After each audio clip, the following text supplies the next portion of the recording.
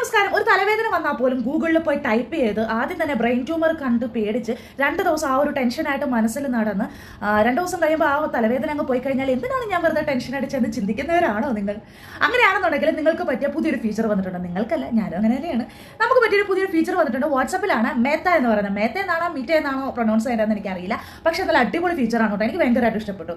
WhatsApp പുതിയതായിട്ട് update ചെയ്തവർക്ക് പറ്റിയ സൂപ്പർ ആയിട്ടുള്ള ഒരു ഫീച്ചറാണ്. ആൻഡ്രോയിഡ് ഫോണിൽ ലെഫ്റ്റ് സൈഡിൽ സർക്കിളിൽ ബ്ലൂ കളർ സർക്കിളായിട്ടും ആപ്പിൾസിലൊക്കെ മുകളിൽ ബ്ലൂ കളർ സർക്കിളായിട്ടും ഇത് കാണപ്പെടും കേട്ടോ.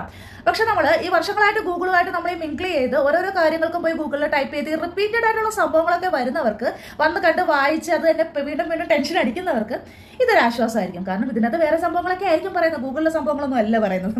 ഇപ്പോൾ ഒരു എക്സാമ്പിൾ പറഞ്ഞു കഴിഞ്ഞാൽ, ഇപ്പോൾ ഒരു സ്ട്രെസ് ആയിട്ടുള്ള ഒരു സിറ്റുവേഷനിൽ പെട്ടെന്ന് ഓടിപ്പോയി നമ്മളൊരു ഫ്രണ്ടിനോട് നമ്മളിപ്പോൾ മെസ്സേജ് അയക്കുമായിരിക്കും. അതേപോലെ തന്നെ നമുക്ക് മേത്തടിക്ക് പോയി ചാറ്റ് ചെയ്യുമ്പോൾ ഹൗ ടു റിലീവ് സ്ട്രെസ് എന്ന് ചോദിച്ചു കഴിഞ്ഞാൽ ആദ്യം തന്നെ മേത്ത പറയുന്നത്